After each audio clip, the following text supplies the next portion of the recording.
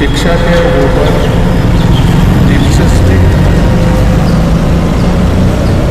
पठ्यक्रम curriculum कोई बाहर के विचारों में चिंता मत करना चाहिए।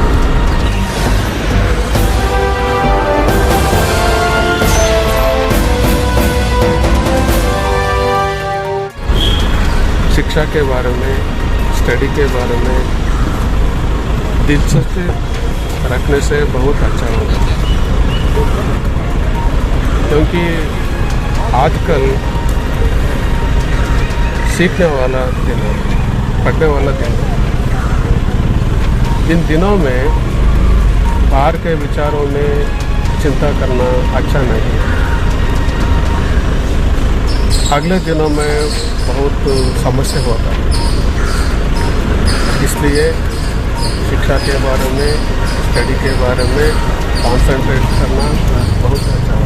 सर, मुस्लिम लड़कियां जो है हिजाब पहनकर कई सालों से वो आ रही हैं, अब अचानक ये इशू उठाकर कैसे सॉल्व होगा, कैसे इससे समाज का, आपने बताया कि समाज का सामरस्य वो इम्पोर्टेंट है। अदालत है, कोर्ट है, न्यायालय है, कुछ दिनों में कोर्ट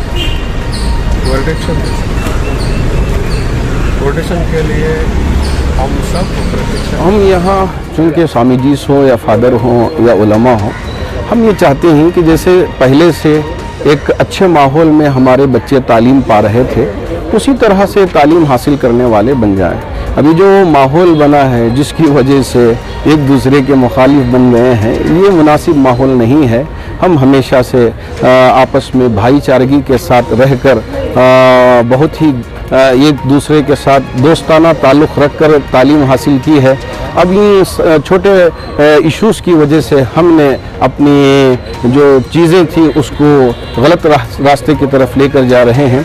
तो हम सब ने मिलकर यहाँ इस वक्त ये आवाज़ दी है कि सबसे पहले यहाँ के अमन को बरकरार रखें। अब हिजाब डालना नहीं डालना वो उनकी मर्ज़ी है, ना हम निकालने पे ज़बरदस्ती कर सकते हैं, ना डालने पे ज़बरदस्ती कर सकते हैं। अगर उनके लिए कॉन्स्टिट्यूशन इजाज़त दिया है तो वो उस तरह से तालीम हासिल कर सकेंगे। मतलब कई सारे बच्चे जब ये रूल्स को फॉलो करके भी जा रहे हैं तो मैनेजमेंट की तरफ से कई रुकावटें आ रही हैं, तो कई चैनलों की वजह से भी रुकावटें आ रही हैं। आप क्या कहना चाहेंगे इसका? जी हाँ, जिसका गलत इस्तेमाल हो रहा था उसकी वजह से ही ये सारे परेशानियां हमारे सामने देखने को मिल रही हैं। तो मैं चाहूँगा कि जो आर्डर दिया गया है उस पर अमल करवाएं। ये हुकूमत की जिम्मेदारी है, पुलिस की जिम्मेदारी है और एजुकेशन डिपार्टमेंट की जिम्मेदारी है।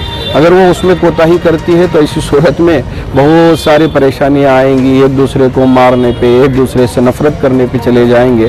ये हमारा देश नहीं, हमारा देश तो मोहब्बत का देश है। और हमारी लीगल टीम भी काम कर रही है, उलमा भी सोचो विचार कर रहे हैं। फिर आगे क्या करना है क्या नहीं करना है वो देखा जाएगा बाद में। No, the issue whether it is hijab or whether the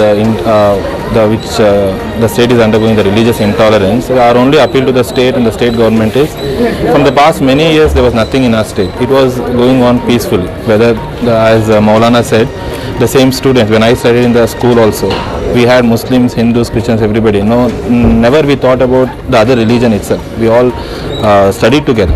But now these issues are making differentiation within the classrooms, as children minds are getting spoiled. So our only message is, bring back the peace what was there. Don't disturb the custom and religious tradition what was there in the past. And we are waiting for the court order, but in the meantime we ask the state to intervene, not as a minority. Not as a minority, whether it is Islam, Christian or whatever it is, Hindus, we are all citizens of this country. Kindly protect our rights. Kindly protect our rights and help us to grow peacefully. That is our message. This is politics on hijab and Kesri Shah. Yeah. How do you see this? We see in the news how the hijab issue and people are wearing kesri and all those things. But my only concern is the education for the students. Okay, is it affecting the education of the student? Yes. Should it be continued? No. It should not be continued. So you and I can discuss here, but at the end of the day, it is the state government who has to intervene, whether it is any fanatical group or anybody. But the government has to take steps and say, see, this is what education is important, and we want whether hijab can give the education or the kesri can give education. Only the children minds can be inspired by the teachers. So we ask the students to go to the school inspired by the education. We don't want आज ये मुश्तरका press conference की गई जिसमें मुख्तलिफ मज़ाहिब के मजहबी रहनुमा शरीक रहे सबसे पहले तो ये अपील की गई है कि सुबह कर्नाटका में पूरे मुल्क में अमन व अमान बरकरार रहे और हिजाब के इशू को मुतनाज़ा ना बनाया जाए। सबसे अपील की गई है कि आप अमन व अमान को बरकरार रखें। दूसरी बात यह है कि हाई कोर्ट में ये मसला चल रहा है, इंटीरियम ऑर्डर है। अब इंटीरियम ऑर्डर को भी गलत तरीके से पेश किया गया है, ना उसकी सही तौर पर इफ़ाम व तफ़हीम की गई है, ना उसे समझाया गया है, ना समझा गया है। तो उसे अच्छी तरह से समझाया जाए और उस ऑर्डर के हवाले से जो कुछ हम अमल कर सकते हैं अमल करते रहें, ताकि उस वक्त तक कि जब तक कि ये ऑर्डर फाइनल ना हो जाए। फिर फाइनल ऑर्डर होगा तो उस वक्त देखा जाएगा जैसे भी हालात बनेंगे। तो सबसे पहले तो इस प्रेस कॉन्फ्रेंस के जरिए अमन की अपील की गई है और तालीमी इदारों को फितनों का, नफरतों की आमाजगाह न बनाने की भी अपील की गई है। यही खुसूसी तौर पर आज की प्रेस कॉन्फ्रेंस में सारी बातें आई है। कई मुकामात पर जो है लड़कियों को रोकने के वाक़यात पेश हैं। ये सारे वाक़यात काबिल मज़म्मत हैं, ये नहीं होना चाहिए। तलबा तालिबात के लिए इस तरह का माहौल दुरुस्त नहीं है। जैसा कि इससे पहले भी हमने कहा है कि बेटी पढ़ाओ बेटी बचाओ, हमारे अपने देश के प्रधानमंत्री ने नारा दिया है, तो इस नारे पर कहाँ तक अमल हो रहा है? क्या बेटी पढ़ाओ बेटी बचाओ का माना मतलब यही है कि बेटियों को कॉलेज के कैंपस से दूर कर दिया जाए, बेटियों को ज़बरदस्ती की जाए कि वो नकाब उतार दें, बुर्का उतार दें, कि बेटियों के साथ इस तरह का सलूक किया जाए? तो इस पैगाम का, इस नारे का क्या माना मतलब होगा? तो ये हम इसकी मजम्मत करते हैं, बहुत ही शिद्दत के साथ मजम्मत करते हैं। ये कहीं से भी काबिल कबूल नहीं है।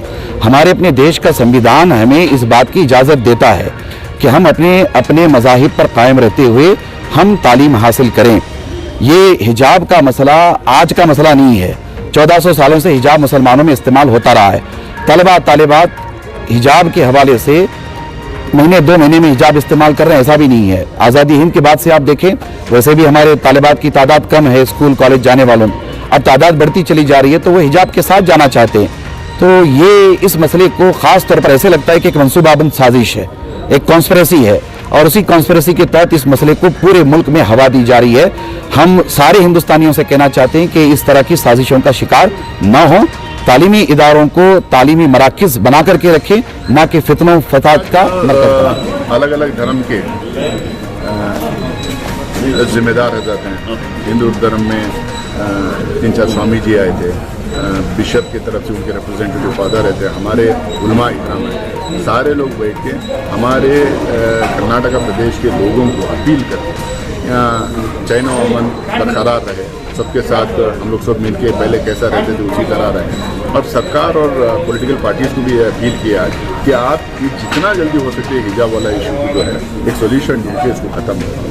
अब हर धर्म में जो है अपने रीत रिवाज पहले से चले गए हैं, अपने कस्टम्स और ट्रेडिशंस पहले से चले गए हैं, उसको बरकरार रहने दें, उसमें ज़्यादा जो है छेड़खानी ना करें और ये छोटे इश्यूज़ को जो है छोटे लेवल पे इसको ख़त्म कर दें। ये बहुत बड़ा इसको बना के इस तरह जो है चैन व अमन ख़राब करके यहाँ पे कर्नाटका में जो एक इशू उड़पी में जो इशू हुआ उसको पूरे कर्नाटका में फैला, पूरे देश में फैला और पूरा अब दुनिया उसको देख के क्रिटिसाइज़ करना शुरू किया। ये ज़रूरत नहीं है, वो जितना जल्दी हो सके उतना जल्दी इसका एक सोल्यूशन ढूंढ के इसको ख़त्म करने का अपील की। कोर्ट में मैटर है और यहाँ पर भी ये बात कही कि कोर्ट से क्या उम्मीद है? नहीं, कोर्ट का ये बोला गया है कि जो इंटीरिम ऑर्डर है उसमें CDC जहाँ पे है और यूनिफॉर्म्स जहाँ पे है, अब वहाँ पे सिर्फ वहाँ पर जो है वो पहले कैसा चलते थे उसी तरह चले के जो है बोल के कोर्ट का ऑर्डर है। लेकिन थोड़ा बहुत कन्फ्यूजन दूसरे कॉलेजेस में और दूसरे इंस्टीट्यूशंस में भी हो रहा है, उसको इन्होंने अपील किया कि सरकार उसमें इमीडिएटली देखना है और वो कन्फ्यूजन दूर करना है ताकि इंटीरिम ऑर्डर लेटर एंड स्पिरिट में इम्प्लीमेंट हो और जो ऑर्डर आएगा तो फाइनल ऑर्डर का वेट करें। यही मुस्लिम लड़कियाँ एहतजाज कर रही हैं, उनके लिए क्या अपील है? अपील यही है, देखिए कोर्ट की तरफ से एक इंटीरिम ऑर्डर आया है, वो ऑर्डर के तहत आप लोग को चलना है, उसके खिलाफ जा नहीं सकते। अगर जो जाना चाह रहे हैं तो ऑर्डर के तहत वो क्लासरूम जाएं, जो नहीं जाना चाह रहे हैं वो अपने फाइनल ऑर्डर आने तक वो अपनी जगह रहें। अब एहतजाज जो है जिसको करना है कर सकते हैं, उनका फंडामेंटल राइट है, लेकिन अब क्योंकि ये मसला इतना बड़ा बन गया और इतना इशू बन गया है, अब कोर्ट्स में मैटर है और सब्जुडिस है, दोनों तरफ से जो है लोग सरकार का तरफ से भी अपनी बहस में वो लोग पार्टिसिपेट कर रहे हैं और पिटिशनर के तरफ से भी लॉयर जो बहुत अच्छी तरह से बहस कर रहे हैं। थोड़ा हम लोग सब्र से जो है काम लें और जजमेंट आने तक वेट करें।